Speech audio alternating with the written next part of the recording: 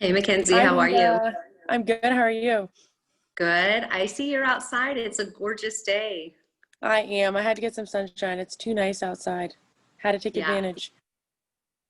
absolutely right. I agree. It's a beautiful day. I love the weather we're having. So Me too. let me ask you a quick question. What is your favorite way to spend your weekends? Probably doing exactly what I'm doing, being outside. I love hiking with my dog and just being outside in some capacity. Yeah, I agree. It's the Usually best. moving in some way. Yeah, it is. And I know you like to move barefoot a lot. I see you often post pictures of yourself running or hiking barefoot or with like your feet socks on, which is super cool. I love it. Yes. Yes. You Feels so good. I love being barefoot. you will have to film a Um, video about the benefits of going barefoot or nearly barefoot for us because I find that fascinating. yeah, I totally will. I totally will. Yeah. So, Rita, you recently gave some of your subscribers an email that was the 3 toxic myths that we believe about weight loss. Can you delve into that a little bit? Yeah, absolutely. So for years, the diet and fitness industries have been shoveling these beliefs that basically grow their industry but keep us small and fearful and feeling like we need to buy their products and buy their books, and they keep us in a negative cycle of self-loathing and self-hating so that we will continue to help them grow as industries. And so there are so many of these, but in the email campaign that I sent, which turned out to be very popular amongst my subscribers, uh, only talked about three that I thought were pretty important. And those are calories in versus calories out is how you lose weight. It's okay to have cheat days or to fall off the wagon, which I don't believe, and I will get into that next week. So stay tuned and check us out next week. Excuse Bless me. you. Stay tuned and check us out next Tuesday to Thank see you. why I believe that that's wrong. And the third one that I touched upon was you just haven't found the right diet for your body yet. So keep looking. And I don't Mm. agree with that at all, 100%. So we will spend the next few weeks talking about those three myths and explaining our eating psychology, mind, body, nutrition approach to those three toxic beliefs that people have about their body and about weight loss. Are you ready? I'm so ready. I'm excited. Me too. And by the way, if anybody who's watching wants this email, send us your email, DM us, PM us, or post it in the comments, and I will send it right over to you. Just let us know. Awesome. Perfect. All right. So tell us where you're going to begin. So, we're going to start, and I'm going to talk all about calories in versus calories out. So, this is a phenomena and a very, very outdated thought that everyone thinks of, that if you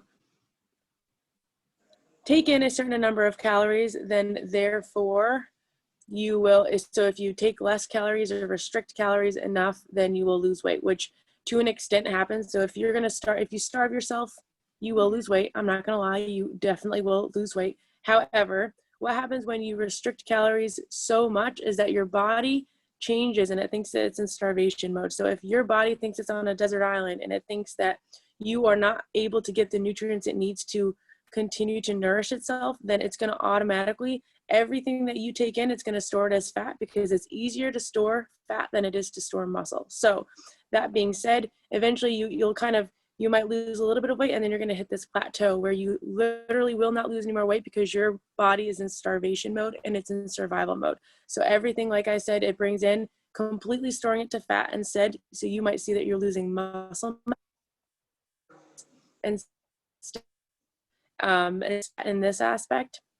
Another big thing that I like to talk about is that we are always kind of going with the sun and the moon. So from a circadian rhythm, our metabolism is lower in the morning when we wake up, and then as the sun comes up to high noon, our metabolism revs up with the sun. So from like 12 to 1:30, usually when the sun is at high noon, depending where you are in the world, your metabolism is at its peak. So if I were to, let's say, have a huge meal at that time, my body would be able to digest it and effectively obtain those nutrients a lot better than if I were doing it at, say, 10 o'clock at night. So a huge bunch of factors when it comes to calories in equals calories out, but there are, that is just so simple, and we are not simple creatures. So for that to become simplified so quickly, and for people to be like, oh, well, if I, restrict my calories to this amount, then therefore I will lose weight.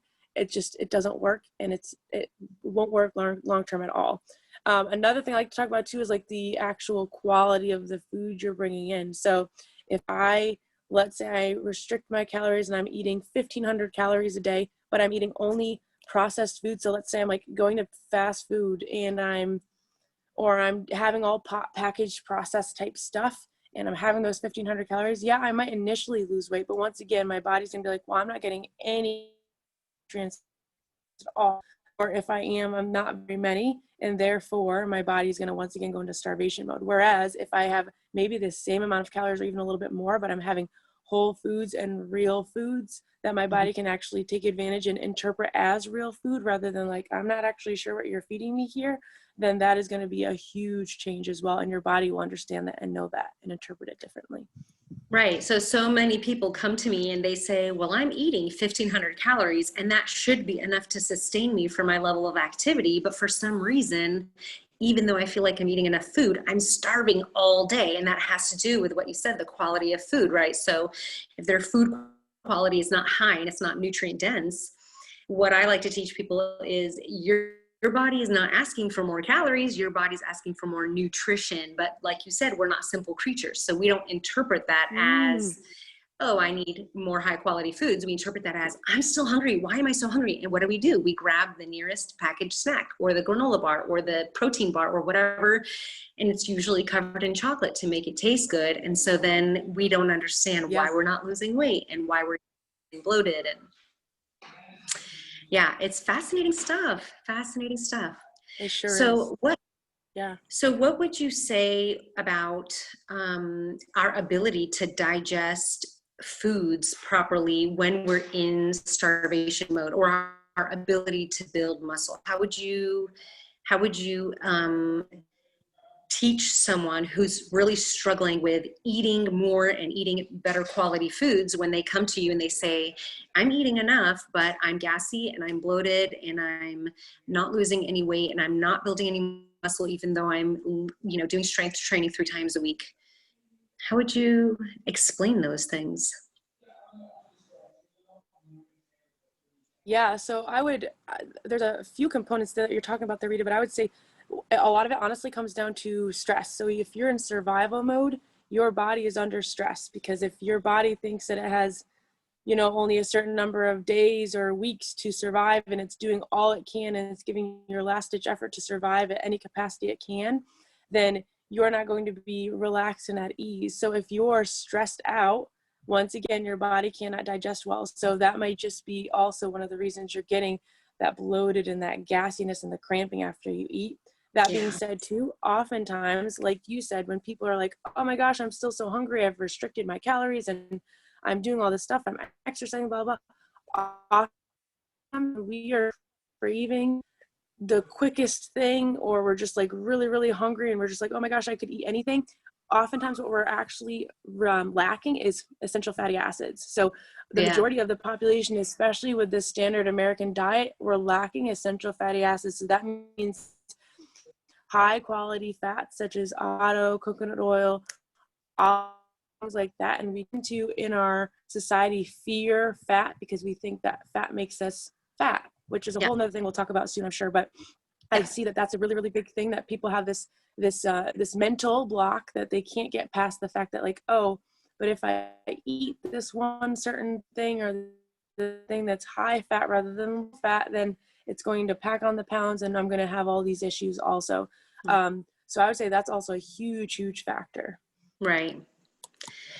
Well, thank you. I know this is just the tip of the iceberg. So did you have anything you wanted to touch on, Rita? No, you know what? Not for this video. I think you just got the tip of the iceberg, and maybe this is something that if our audience is asking for more, we can come back and address, because I know it's a hot topic, and I think that's why it's important that we started with this one for these 3 Yeah. videos. So thank you so much. Yeah, absolutely. Yeah, and I'm really looking forward Thank to next you. week's video too. Uh-huh. I am too. Stay tuned.